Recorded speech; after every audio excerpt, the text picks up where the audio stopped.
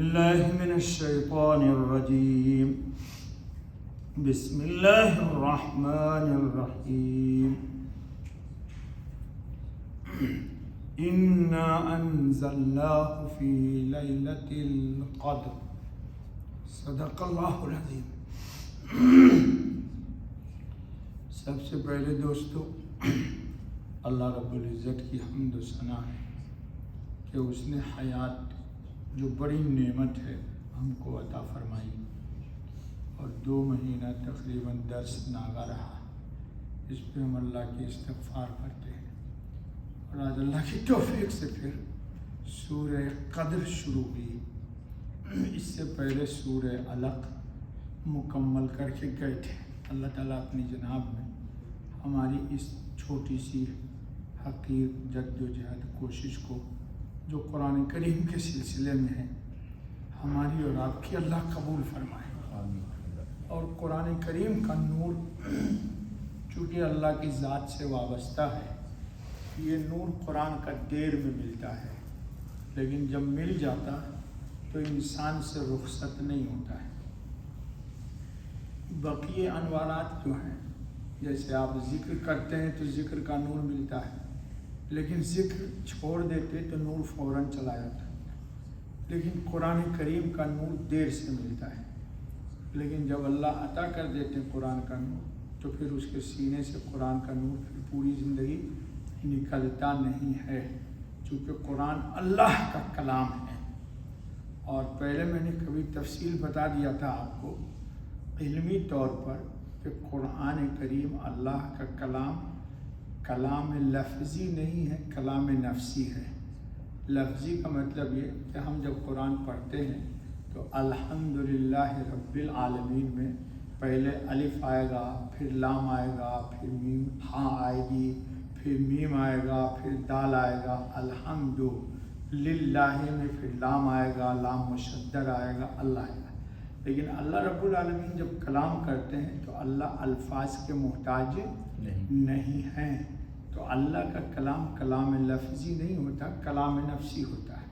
یا دوسرے لفظ میں اس کو سمجھنا اگر چاہتے ہیں تو آپ یوں سمجھ لیجئے کہ ایک آدمی ہے، کتاب لکھتا ہے یا واعظ کر دیتا ہے، پوری دنیا میں اس کا لوگ واعظ سنتے ہیں، اس کی کتاب پڑھتے ہیں، لیکن جس کی کتاب ہے اس کو بالکل علم ہی نہیں ہوتا کہ میری کتاب اس وقت کون کون لوگ پڑھ رہے ہیں یا کون کون لوگ سن رہے ہیں.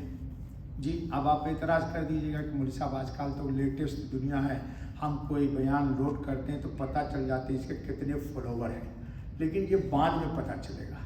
لیکن ایگزیکٹ جس وقت وہ سن رہا ہے پتہ نہیں چلتا، کتنا سنا کتنا نہیں سنا یہ بھی نہیں بتا سکے گا. لیکن اللہ رب العالمین کا قرآن کی صفت یہ ہے کہ جب کبھی بھی آپ پڑھتے ہیں، خواہ وہ خشکی میں پڑھیے، فضا میں پڑھیے، سمندر میں پڑھیے، غار میں پڑھیے، سمندر کی تہ میں پڑھیے، جیسے ہی آپ قرآن کریم کے الفاظ کو اپنی زبان پر دہرائیں گے، چونکہ یہ اللہ کا کلام ہے، کلام الہی اللہ کی ذات سے وابستہ ہے، جڑا ہوا ہے، اللہ سے جدا نہیں ہے. یہ یاد رکھیے گا، قرآن اللہ کا کلام ہے، اللہ سے جدا نہیں ہے. جب کبھی بھی آپ اس کو پڑھتے ہیں تو رب العزت کو معاً پتہ چل جاتا ہے کہ فلاں بندے نے یہ قرآن کریم کی اتنی آیت یہاں تک پڑھی اور اس کا کیا نور ہے وہ اس پر اللہ پاک نازل کر دیتے ہیں. تو کلام نفسی کا مطلب یہ ہوتا ہے کہ اللہ رب العزت سے اللہ کے کلام کو اتصال ہے، اللہ کے کلام سے اللہ کو وابستگی ہے، جوڑ ہے. یہ آپ کے لیے کہہ رہا ہوں سمجھانے کے لیے. لہذا اللہ اپنے کلام سے غافل نہیں ہے.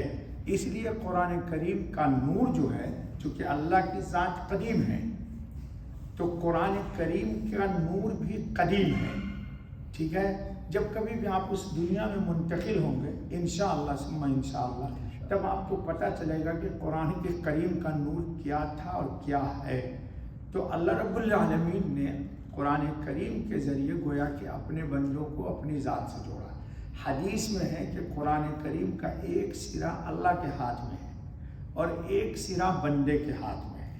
مثال لیجیے، یوں سمجھ لیجیے کہ ایک رسی آپ پکڑ لیجیے اور میں پکڑ لوں، آپ اگر کھینچیں گے مجھے اپنی طرف تو میں کمزور ہوں، کھینچا جاؤں گا، تو اللہ قوی ہیں اور ان سے زیادہ طاقتور کوئی بھی نہیں ہے۔ تو بندہ جب قرآن کریم کو تھام لیتا ہے تو بندے کو اللہ اپنی طرف کھینچ لیتے ہیں۔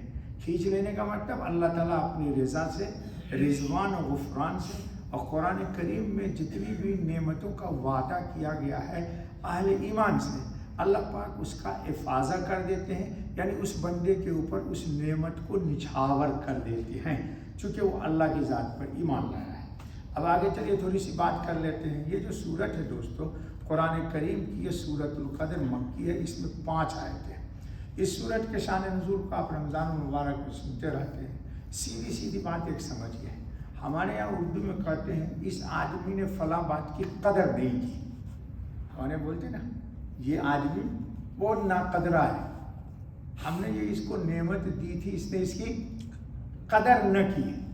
تو اللہ رب العالمین نے پہلے ہی اس لفظ کو نازل کیا، انا انزلناہ فی لیلۃ القدر، میں نے قدر کی رات میں، یعنی اس رات کا لوگوں کو اہتمام کرنا چاہیے، اس رات کی قدر کرنی چاہیے۔ اس رات کے اندر لہو و لعب سے، خرافات سے، بکواس سے اور گپ شپ سے اپنے آپ کو دور رکھنا چاہیے۔ یہ نعمت اللہ کی طرف سے آئی ہے تو امت کو لیلۃ القدر کی قدر کرنا چاہیے۔ وہ لوگ جو قدر نہیں کرتے تو گویا کہ اللہ کی نعمت کی ناقدری کرتے ہیں۔ تو اللہ تعالیٰ نے کلام کریم کی ابتدا ہی سیکھی ہے کہ انا انزلناہ، میں نے نازل کیا اس کو، یعنی کس کو؟ قرآن کریم کو، فی لیلۃ القدر، شب قدر میں۔ جی انشاءاللہ تفصیل آگے آ رہی ہے کہ وہ شب قدر کیا ہے۔ اس کو سمجھنے سے پہلے ایک بات سمجھ لیجیے بنیادی طور پر، تاکہ کبھی بھی آپ کو اپنے سلسلے میں یا امت کے سلسلے میں کوئی بدگمانی میں مبتلا نہ ہوئیے اور نہ کسی کو بدگمانی میں مبتلا کیجیے۔ یہ بات آپ سبھی لوگوں کو معلوم ہے کہ اس کائنات عالم میں اللہ سب سے بڑا ہے۔ اللہ کی ذات کے بعد اگر اس کائنات عالم میں کوئی ذات قابل قدر ہے تو وہ حضرت محمد خاتم النبیین رحمت للعالمین صلی اللہ علیہ وسلم کی ذات اور صفات ہے۔ یعنی جس طرح اللہ کی ذات اور صفات کا کوئی شریک نہیں ہے، نہ اللہ کی ذات میں کوئی شریک، نہ اللہ کی صفات میں شریک، اسی طرح حضرت خاتم النبیین محمد الرسول اللہ صلی اللہ علیہ وسلم کی صفت نبوت میں تو سارے نبی شریک ہیں، لیکن صفت ختم نبوت میں آپ کا کوئی شریک نہیں ہے۔ اور یہ بات بھی مسلم ہے جس کو پوری دنیا نے، پوری امت مسلمہ نے تسلیم کیا ہے باجماع، کہ حضرت محمد خاتم النبیین صلی اللہ علیہ وسلم کو جو صفات اللہ رب العالمین کی طرف سے عطا ہوئی ہیں، یا جو کمالات آپ کو عطا کیے گئے ہیں، جو اللہ رب العزت کا قرب آپ کو عطا کیا گیا ہے، اس میں آپ کے شرکائے نبوت کے تمام انبیاءوں میں سے کوئی بھی نبی آپ کی اس کمالات میں شریک نہیں ہے۔ فارسی کا شاعر کہتا ہے کہ حسن یوسف دم عیسیٰ ید بیضا داری، آنچ خوباں ہمہ دارند تو تنہا داری۔ سب نبی کو اللہ نے کچھ نہ کچھ کمالات عطا کیے ہیں، لیکن حضرت محمد صلی اللہ علیہ وسلم خاتم النبیین کو جو کمالات اللہ رب العالمین نے عطا کیے ہیں تو تنہا داری، اس میں آپ کا کوئی شریک نہیں ہے۔ دو بات سمجھ میں آ رہی دوستو؟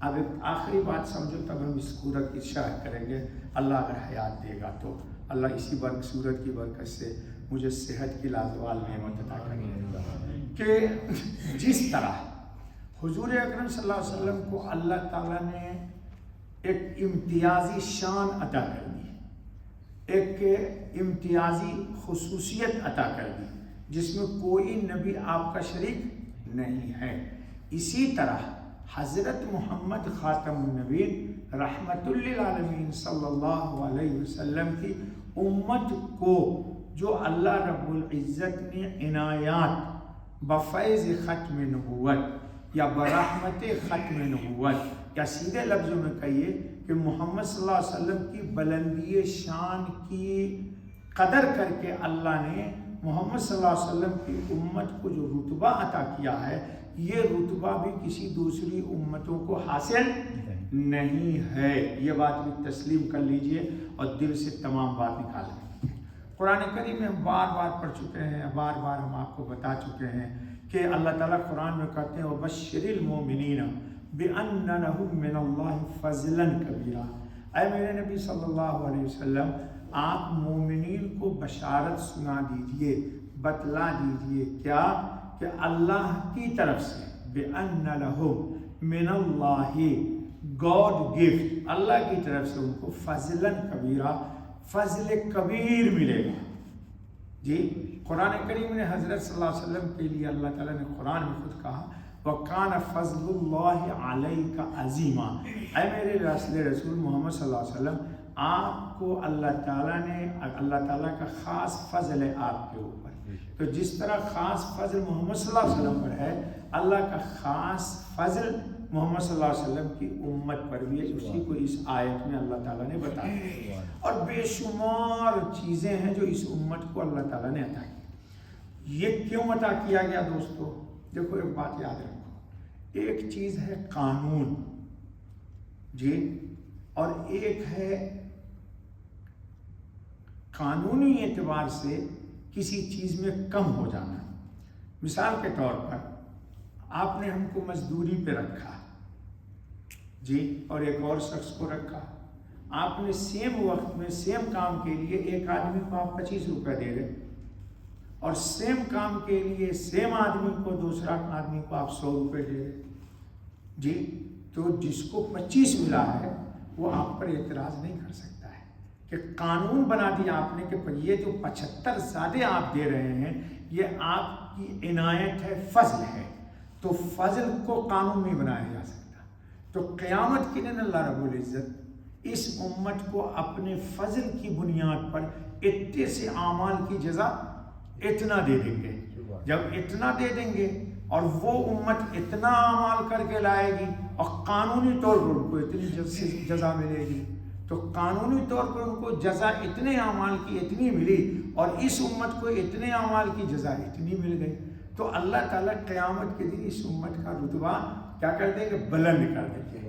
اس لیے اللہ تعالیٰ نے کسی امت کو آدم علیہ السلام سے لے کر کے عیسیٰ علیہ السلام تک کسی امت کو اللہ تعالیٰ نے امت خیر نہیں بنایا، اور کسی امت کو، یہ یاد رکھیے پوائنٹ سب، چونکہ میں اب بیمار ہوں تو زیادہ بات بھی نہیں ہوتی مجھ سے، اور کسی امت کو اللہ تعالیٰ نے امت وسط نہیں بنایا۔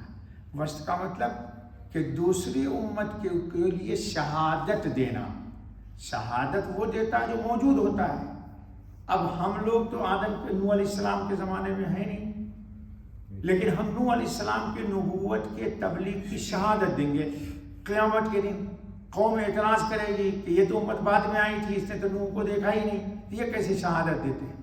تو ہم سے اللہ پوچھے گا تم کو شہادت دیتے؟ تم تو تھے نہیں۔ تو ہم اللہ رب العزت سے کہیں گے، یا یہ امت کہے گی کہ یا اللہ قرآن کریم آپ نے محمد صلی اللہ علیہ وسلم پہ نازل کیا، اس قرآن کریم میں آیا ہے کہ نوح علیہ السلام نے 1000 سال 50 کم، جی، الف سنۃ الا 50 عاما، 50,000 سال کم، 1000 میں 950 سال انہوں نے دعوت دی، اور ہم قرآن پر ایمان لاتے ہیں، لہذا قرآن کی شہادت کے مطابق نوح علیہ السلام نے اپنی قوم کو دعوت دی۔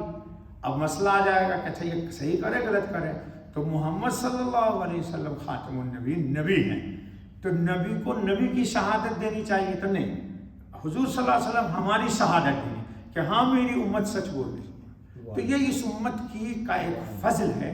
یہ فضل کیوں ہے؟ اسی پر کلام ہم کریں گے انشاءاللہ آئندہ، کہ اس امت کو اللہ تعالیٰ نے کچھ چیزیں ایسی عطا کر دی ہیں کہ جس کی بنیاد پر قیامت میں اس امت پر کوئی جرح نہیں کر سکتا۔ آپ جاتے ہیں نا عدالت کے اندر، عدالت میں ایک مدعی ہوتا ہے، ایک مدعا علیہ ہوتا ہے، ایک قضیہ ہوتا ہے، تو جب گواہ پیش ہوتے ہیں تو فریق مخالف کا وکیل جرح کرتا ہے، بھائی یہ گواہ سالڈ نہیں ہے، اس کو عدالت سے خارج کر دیا جائے۔ تو محمد صلی اللہ علیہ وسلم کی امت جب شہادت دینے کے لیے آئے گی تو کوئی دنیا کی قوم اس پر جرح نہیں کر سکتی، چونکہ اس کے صداقت کی شہادت حضور صلی اللہ علیہ وسلم دے گی۔ تو ان بہت سارے کمالات ملیں گے، اسی کمالات میں ایک سورہ قدر ہے جس پر انشاءاللہ کل بات کریں گے۔ بس دوستو، سبحان اللہ، سبحان اللہ۔